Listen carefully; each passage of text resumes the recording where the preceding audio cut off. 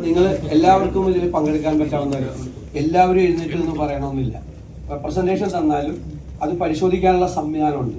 ഒരു പേപ്പർ പോലും നിങ്ങൾ കരുതുന്ന ഒരു പേപ്പർ പോലും പരിശോധിക്കാതെ പോവില്ല. ഒരു പേപ്പർ പോലും പരിശോധിക്കാതെ പോവില്ല.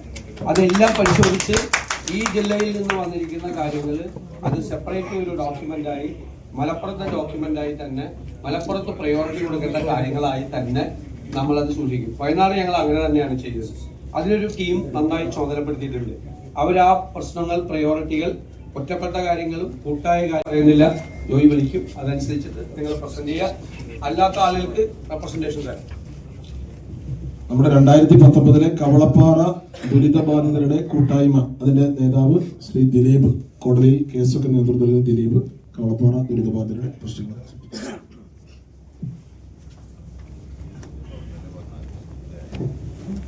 എല്ലാവർക്കും നമസ്കാരം. ഞാൻ കവളപ്പാറ ദുരന്ത ബാധിതരുടെ പ്രതിനിധിയായിട്ട് വന്നിട്ടുള്ളത്.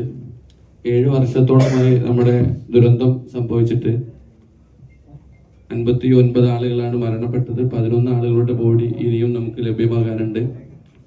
പുനരധിവാസവുമായി ബന്ധപ്പെട്ട് 7 കേസുകൾ നമ്മൾ ഹൈക്കോടതിയിൽ ഫയൽ ചെയ്യുകയും അതിൽ 6 കേസുകൾക്ക് അനുകൂല വിധി ലഭ്യമാവുകയും ചെയ്തു.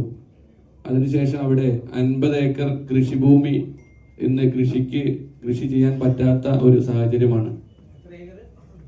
50 ഏക്കർ ഭൂമി, ആ കൃഷിഭൂമി കൃഷിക്ക് അനുയോജ്യമാക്കി തരാനും അതോടൊപ്പം അതിന് സാധിക്കാത്ത പക്ഷം അവരുടെ കൃഷി ലോണുകൾ അടക്കമുള്ള വിദ്യാഭ്യാസ വായ്പകൾ അടക്കമുള്ള ലോണുകൾ എഴുതി തള്ളാനും വേണ്ടിയിട്ടാണ് നമ്മൾ കോടതിയെ സമീപിച്ചിട്ടുള്ളത്.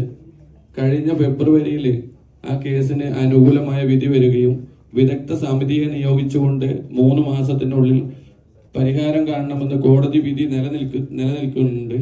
ആ കോടതി വിധി പോലും നടപ്പിലാക്കാതെ ഇന്ന് 1 വർഷം പിന്നിട്ടിട്ടുണ്ട്.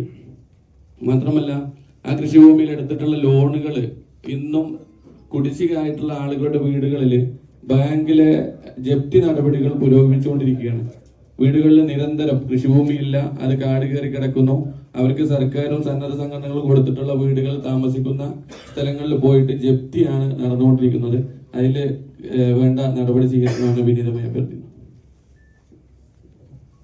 നമ്മുടെ നിലമ്പൂർ ആദിവാസി മേഖലയിലെ വിഷയങ്ങൾ അവതരിപ്പിക്കുന്നതിന് വേണ്ടി കൂട്ടായ്മയുടെ നേതാവ് ശ്യാംജിത്ത് കൂടെ വന്നിട്ടുള്ള ആദിവാസി സുഹൃത്തുക്കളുടെ അവർക്കും വരാം.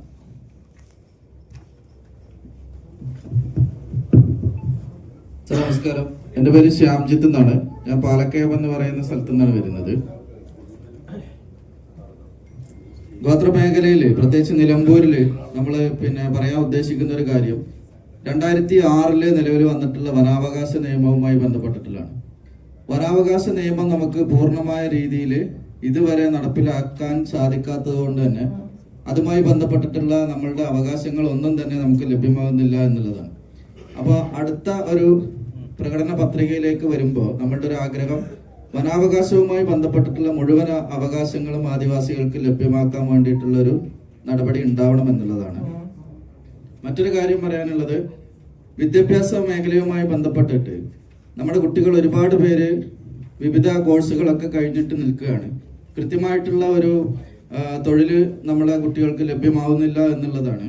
അപ്പോൾ ഇപ്പോൾ പലതരത്തിലുള്ള നിയമനങ്ങൾ നടക്കുമ്പോൾ പോലും യോഗ്യതയ്ക്കനുസരിച്ചിട്ടുള്ള നിയമനങ്ങൾ ഇതുവരെ നമുക്ക് ലഭിക്കുന്നില്ല എന്നുള്ളതാണ്. അപ്പോൾ അടുത്ത ഒരു കാലഘട്ടത്തിൽ നമ്മൾ പ്രതീക്ഷിക്കുന്നത് ട്രൈബൽ മേഖലയിലുള്ള കുട്ടികൾക്ക് അവരുടെ വിദ്യാഭ്യാസത്തിനനുസരിച്ചിട്ടുള്ള സ്പെഷ്യൽ റിക്രൂട്ട്മെന്റ് നടപടികൾ ഉണ്ടാവണം എന്നുള്ളതാണ്. അതേപോലെ തന്നെ ടൂറിസം ഇപ്പോൾ ഒരു വലിയ തൊഴിൽ മേഖലയും വരുമാന മേഖലയും ഒക്കെ ആയിട്ട് നിൽക്കുകയാണ്. അപ്പോൾ ട്രൈബൽ മേഖല കേന്ദ്രീകരിച്ചിട്ട് അതിലുള്ള ആളുകൾക്ക് അവരുടെ സ്ഥലങ്ങളെ ഉപയോഗപ്പെടുത്തിക്കൊണ്ട് ഒരു വില്ലേജ് ടൂറിസം പോലെയുള്ള പദ്ധതികൾക്കുള്ള അനുമതി ലഭിക്കണം എന്നുള്ളതാണ്. മറ്റൊരു കാര്യം പറയാനുള്ളത്, അറനാടൻ എന്ന് പറയുന്ന ഒരു വിഭാഗമുണ്ട്. 180ഓളം ആളുകൾ മാത്രമാണ് അവർ ഉള്ളത്. അപ്പൊ അറനാടൻ ഈ വിഭാഗത്തിനെ PVTG വിഭാഗത്തിലേക്ക് ഉൾപ്പെടുത്തിക്കൊണ്ട് അവർക്ക് പ്രത്യേക പാക്കേജുകൾ ഉണ്ടാക്കണം എന്നുള്ളതാണ് ഒരു റിക്വസ്റ്റ്. ഇനി ചോലനായ്ക്ക വിഭാഗത്തിനെ പ്രതികരിച്ചിട്ട് എൻ്റെ കൂടെ വന്നിട്ടുള്ള വിനോദിന് പ്രശ്നങ്ങളെല്ലാം ശ്യാമേട്ടൻ ഇവിടെ അവതരിപ്പിച്ചിട്ടുണ്ട്. അപ്പൊ ചോലനായ്ക്കന്റെ ഒരു പ്രശ്നമാണ് പ്രധാനമായിട്ടും സമുദായത്തിൽ നിന്നുള്ള ഫസ്റ്റ് ഡിഗ്രി ഹോൾഡർ കൂടിയാണ് അല്ലേ? അപ്പോൾ ചോളനായക്കൻ കമ്മ്യൂണിറ്റിയുടെ ഒരു പ്രധാന പ്രശ്നം എന്ന് പറയുന്നത് ആരോഗ്യപരമായിട്ടുള്ള മേഖലയാണ്. അതിനകത്ത് ഹിമോഗ്ലോബിന്റെ അളവ് കൂടുതലുള്ള ആളുകളും അത് കുറവുള്ള ആളുകളും അതേപോലെ തന്നെ ക്ഷയരോഗം പോലെയുള്ള ബുദ്ധിമുട്ടുള്ള ആളുകളും കൂടി വരുന്ന ഒരു കാലഘട്ടമാണ്. എല്ലാ കമ്മ്യൂണിറ്റിയിലുണ്ട്, ചോളനായക്കൻ കമ്മ്യൂണിറ്റിയിലുണ്ട്.